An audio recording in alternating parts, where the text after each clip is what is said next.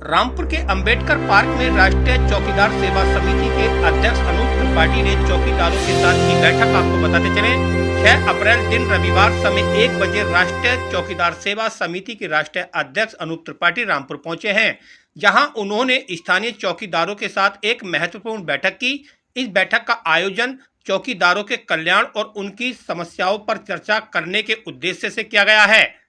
बैठक में अनूप त्रिपाठी ने चौकीदारों की भूमिका को समाज के लिए अहम बताते हुए कहा कि चौकीदार न केवल सुरक्षा के प्रहरी है बल्कि समाज की नींव को मजबूत करने में भी उनका योगदान अतुलनीय है। उन्होंने चौकीदारों से उनकी परेशानियों और ज़रूरतों के बारे में विस्तार से जानकारी ली और आश्वासन दिया कि समिति उनकी मांगों को सरकार तक पहुंचाने का हर संभव प्रयास करेगी। स्थानीय चौकीदारों ने इस दौरान अपनी समस्याएं जैसे वेतन वृद्धि, बेहतर सुविधाएं और कार्यस्थल सुरक्षा उपायों की कमी जैसे मुद्दों को उठाया। अनूप त्रिपाठी ने इन सभी बिंदुओं पर गंभीरता से विचार करने और शीघ्र समाधान कराने का वादा किया। बैठक में समिति के अन्य पदाधिकारी और बड़ी संख्या में चौकीदार मौजूद रहे। यह आयोजन रामपुर के चौकीदार के बीच एक नई उम्मीद जगाने वाली साबित हुआ। अनूप त्रिपाठी ने अंत में कहा, हमारा लक्ष्य चौकीदारों के हितों की रक्षा करना और उनके सम्मानजनक जीवन प्रदान करना है। यह बैठक स्थानीय स्तर पर चौकीदारों के संगठन को मजबूत करने और उनकी आवाज़ को राष्ट्रीय मंच तक पहुंचाने की दिशा में एक महत्वपूर्ण कदम माना जा रहा है। हमारा मुद्दा, मैं लखनऊ से निकला था, बुलंदशहर होते हुए मैं रामपुर की धरती पे पहुंचा हूं। भाई हमें 1 साल से बुला रहे थे। किसी के अंदर जब कुछ दिखता है तो व्यक्ति उसे बुलाता है। यहाँ पर जो सबसे बड़ी समस्या है वो समस्या है कि हमारे जो ये चौकीदारों का जो कार्य है वो कार्य ना कराकर इन्हें गुलामी कराई जाती है। इन्हें नाली नाला झाड़ू पोछा जो कार्य इनका नहीं है वो कार्य कराया जा रहा है। हम उसके खिलाफ खड़े हुए हैं और मैं विश्वास के साथ कह सकता हूं कि यदि मेरा आगमन हुआ है तो कुछ अच्छा होने की भी संभावना है और मैं उम्मीद करता हूं कि लखनऊ से बैठ करके ही इन्हें बेगारी मुक्त भी करूंगा। और साथ साथ शासन को मैं ये कहना चाहता हूं कि 15 तारीख आगामी 15 मई को विशाल महा आंदोलन लखनऊ में हमने आयोजित किया है, जिसमें लगभग 20,000 के आसपास अनुमानित संख्या हमारी एकजुट हो रही है। सरकार से हमारा बस इतना ही कहना है कि इनको 2500 रुपए में गुलाम ना बनाया जाए। इनका मानदेय 15,000 से ऊपर जब तक नहीं होता है तब तक ये लड़ाई लगातार जारी रहेगी।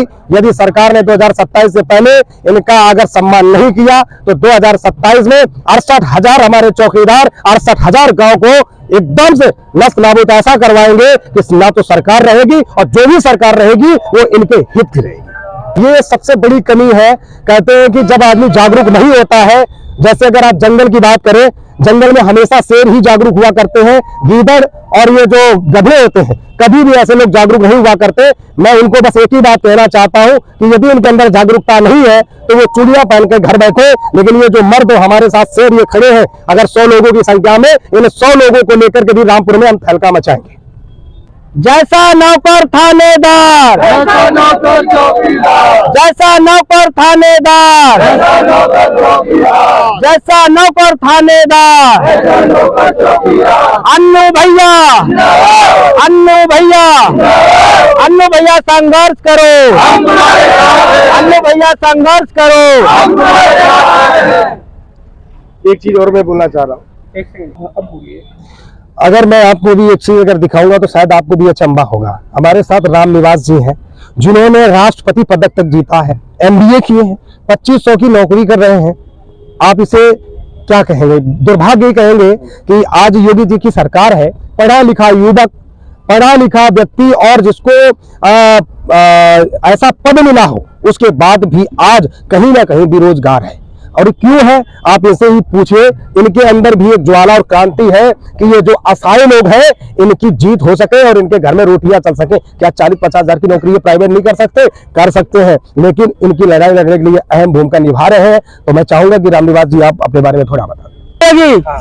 अन्नू भैया भाइयों, मैं रामनिवास यादव, थाना से अपनी, मैंने MBA कर रखा है मार्केटिंग HR से, NCC का C किया है मैंने A+, राष्ट्रपति अवार्ड लिया है माननीय श्री प्रतिभा पाटिल जी से। मैं नोएडा में सेक्टर 62 में नौकरी करता था। ओवर टेक्नोलॉजी, सिम कार्ड बनाती है कंपनी, ATM वगैरह, फ्रांस की कंपनी है, पर मेरी इच्छा जो थी बचपन से ही पुलिस में जाने की थी या फोर्स में, पर मेरी लंबाई नहीं हो पाई।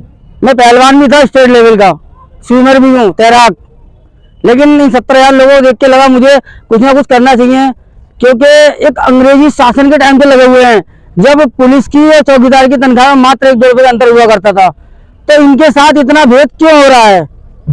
उसके बाद इतनी सारी नौकरियां निकाल दी, पंचायत सहायक, रोजगार सेवक, शिक्षा मित्र, आशा, आंगनवाड़ी, सारी चीजें निकाल दी। आज वो हमसे 10 गुना ज्यादा वेतन ले रहे हैं। ऐसा आखिर हम लोगों के साथ क्यों किया जा रहा है। तो मैंने सोचा शायद मैं इन 17,000 लोगों के साथ, भाइयों के साथ खड़ा हो जाऊं। अच्छा, मेरी समाज सेवा करने की रुचि बचपन से रही है। मेरी उम्र 32 साल हुई है अभी। 32 साल में मैं 21 बार खून दे चुका हूँ, दान कर चुका हूँ। हिंदू, मुस्लिम, सिख, ईसाई, मैं किसी को कुछ नहीं मानता। मैं मानता हूँ केवल भाई, जो इंसान है वो सब कुछ है। मैं जात पात नहीं मानता। जय हिंद भाइयों।